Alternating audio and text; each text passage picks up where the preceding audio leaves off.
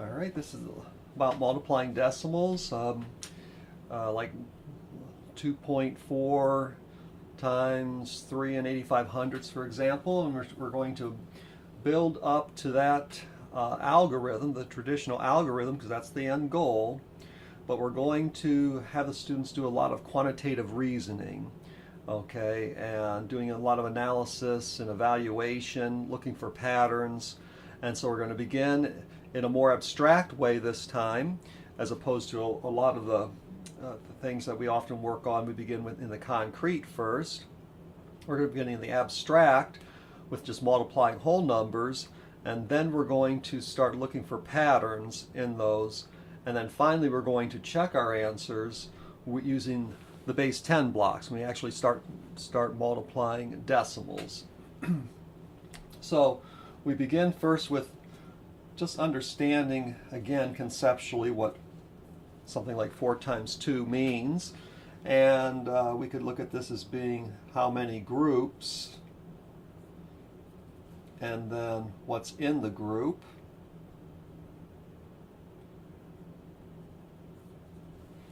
So here you have 4 groups and 2's in the group. So if you want to think about it, again, these are wholes now. They aren't hundreds, they're wholes. And so here's a group of 2, and if we have 4 groups of these 2, we would have 8 of these. Okay, so we will come back to this idea of the groups and in groups after we start looking for patterns. So 4 times 2 is 8, no big deal there. If I multiply 2 by 10, I get 20. I want to multiply 4 times 20, 80. So what do I notice happen? When I multiply this factor here by 10, the answer, the product, got multiplied by 10, or it was 10 times bigger. I didn't multiply it, it got 10 times bigger. If I take this factor here and multiply it by 100, again, leave 4 as 4, and I multiply this, I get 800. And again, I look at this here, when I multiply this factor by 10 or 100, I get 200, and the answer is 100 times bigger. So this is 100 times bigger than this, and this is 100 times bigger than this. So I'm starting to see a pattern here. I multiply this by 1,000. What does that do to my answer of 8? Okay, it also changes that. Now, what I'd like the students to do is to describe what's happening in terms of a 0. Okay, start to look for a pattern here. We know we're multiplying by 10 or 100 or 1,000. What happens, like when I multiply by 10, when I go from here to here, what's happening, in terms of these zeros, or from 100 from here to here? You can see that, in layman's terms, we're just adding a 0, so to speak, or putting a 0 on the end, really, and moving that up because we're multiplying it by 10. And correspondingly, the answer also has, like, it's following what's happening up here, and it's putting a 0 in, or 2 zeros in, or 3 zeros in. Okay, so we want them to see that pattern. We also want them then to analyze this in terms of the decimal point. So if I haven't put a decimal point in all the products and the factors, I'd say, okay, describe what's happening here based upon the decimal point here. How's the decimal point moving, and how does that affect the answer that we begin with here? So everything's coming back and comparing it to this original 2 times 4 equals 8. So we've got this here, and it says, okay, well, from here to here, it looks like the decimal point has moved 1 over. And in the answer, it's moved 1 over, and then that's, where the 0 is. Or if I go from here to here, it's moved essentially 2 places over, and the answer goes 2 places over as well. And so I can see that pattern there. So that's one type of pattern that I want them to notice, and to kind of boil it down to these decimal points, because that's often the way we talk when we multiply decimals. A decimal by a decimal, we're counting decimal places and things like that, and how the decimal point is moving. We're just looking at it in a little bit different way. Okay, so we've done it with 4 times 2. We could do it with 5 times 3 and go through a similar analysis, just to help the students to see that nothing is really to generalize this. In other words, this happens here with the zeros and the decimal point with 2 times 4. Is it going to work with 3 times 5? Is it going to work with everything? Okay, any type of 2 numbers I put in there, 2 factors I put in there. And of course they're going to find out, yeah, the thing is, this pattern that we identified here is going to work no matter what those 2 factors are. Okay, so that's what we want them to see, that this is a larger pattern, that it doesn't just work just with these 2 factors. Now we could, since we've developed this from left to right, we can move from right to left. And in this case, we can examine, if we began with 4 times 2,000, got 8,000, what happens to the zeros, what happens to the decimal point when we take away a 0, or in essence, divide by 100. The decimal point, what does it do? Okay, it moves over a place, now to the left instead of to the right. And the answer correspondingly just matches what we did to this factor. When we took a 0 away, so to speak, the answer lost a 0. The decimal point moved over 1. When we did that, the decimal point moves over 1 here. Again, dividing by 10. And so we can look at this one to this one, and again, when I compare those two, it's like, well, this one has 2 less zeros because we divided this by 100. The answer has 2 less zeros, so we notice that when I divide this by 100 and I multiply it out, the answer is just like this one, except just like this one, I lost 2 zeros, I'm going to lose 2 zeros here. How's the decimal point changing? Well, when I go from here to here, it's moved 2 to the left, and the answer moves 2 to the left as well. So the answer is kind of, the product is just following along with what we're doing to the factors. Okay, so those are the important, a couple of important patterns for them to see.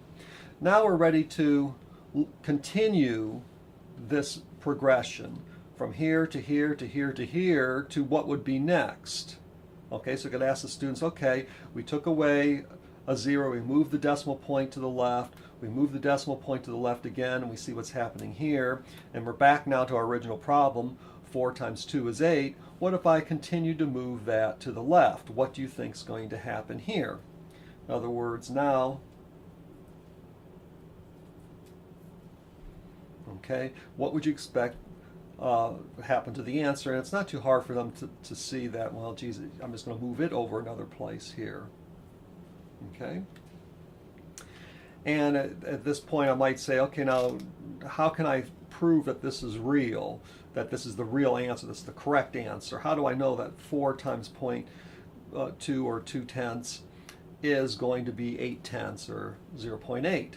Okay, well, I want to come back to this. This is where this comes into play again. Okay, well, think about this as groups. How many groups do I have? I have 4 groups. How many's in the group? 2/10. Okay, so that's what's in the group, and I have 4 of these. So now I'm using the concrete, or I could use a drawing. I'm trying to verify this. Okay, and sure enough, 4 groups of 2/10 turns out to be 8/10, and it looks like this thing is accurate.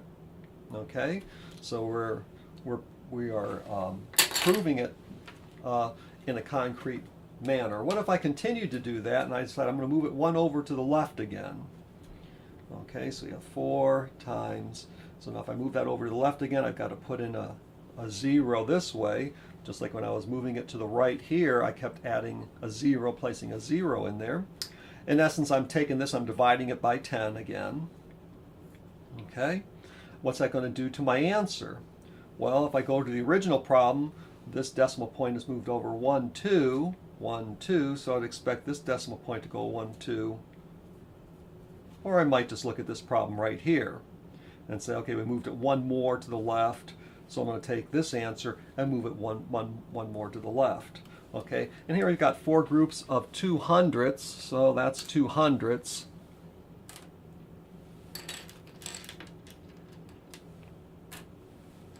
And if I get 4 groups of 200ths, you can see I have 800ths, and so this thing seems to be working well.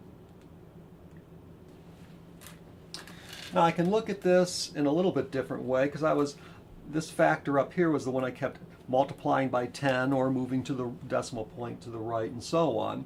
What if I took this factor and did the same thing? Now, students that understand the commutative law of multiplication will know that it really doesn't matter, okay?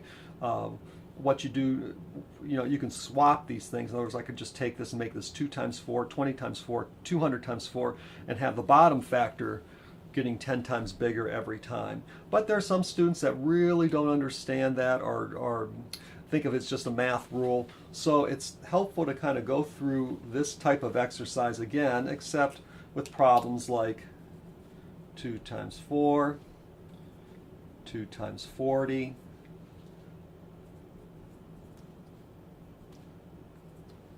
and so on, okay? And what they're going to see, if there's any doubts, then again, the same thing is happening. This time it's following what's happening to this factor down here. And I can put in decimal points here again and look at these, the progression of this, okay? And then I can also then come backward and say, okay, what if I would go this way, and now if I was going to do that one more time, and I was going to put the decimal point here, what would they expect would happen to the answer, which was 8 before? And that idea is, I'm going to move that over here.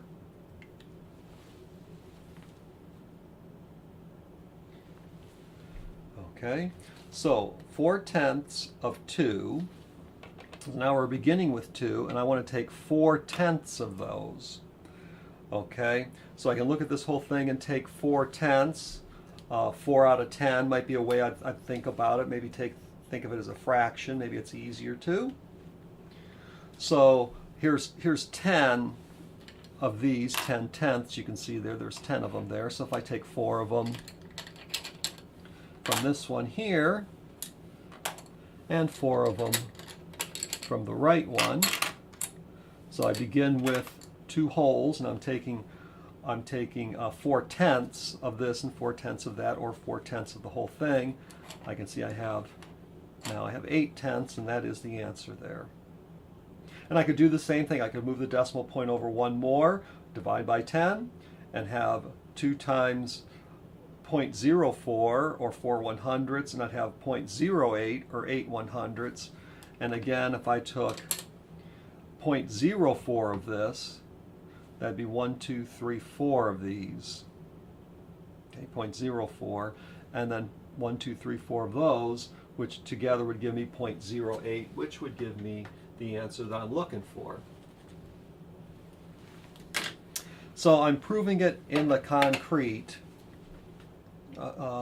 that this pattern we're seeing in the abstract, and we're analyzing it and evaluating this in a way that the students can just take this pattern and carry it further.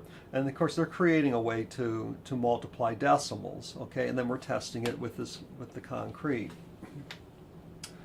What I might do now is take a look at these problems and say, well, what if I move the decimal point for both of them? Okay, so in this problem here I was moving the top factor, and then the set I had here I was moving the bottom factor. What if I moved them both at the same time? So if I begin with 2 times 4, and I begin with this here, what if I decide to move this one here and this one here? What do they propose? What is their conjecture for what would happen here? Okay? And whatever they say, we're going to check with the base 10 blocks. A lot of them will just say, well, if you move that one and that one, you better move this one too. Because if you compare that, for example, to this one here,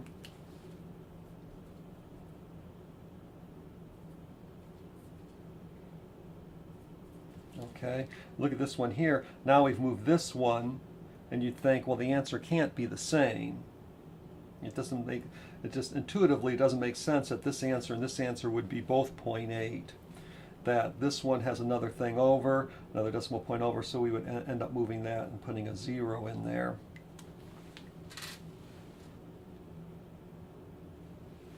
And then we can check to make sure. This is the groups, and what's in the groups? What's in the group are 2/10.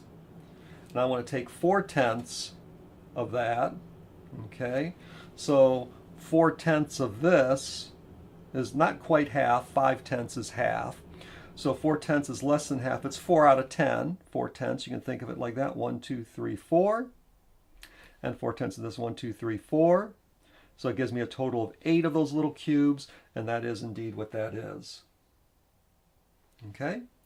Another way they can check this is in a more abstract way. They know how to multiply fractions, and they know how to convert these to fractions. So I could take 2/10 and write it literally, as I'm saying it, 2/10, and multiply it by 4/10.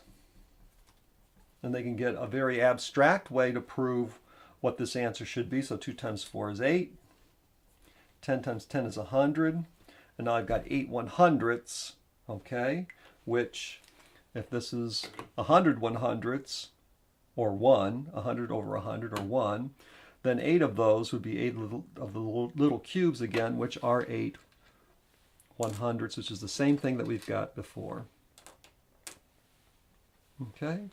So in this example, in this way of teaching this one here, we've got, we actually worked a lot more abstractly, looking for patterns, reasoning quantitatively, but we always come back with the concept to really see if what we're building makes sense. And that's the way it is a lot of times in life too.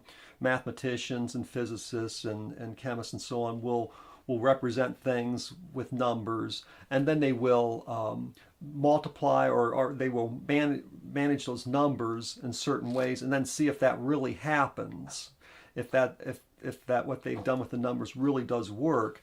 And that's kind of what we did here. We just played around with the numbers, and we said, well, geez, would this really work? Is that really what this is? Okay, and then we proved it in the concrete or semi-concrete with a drawing.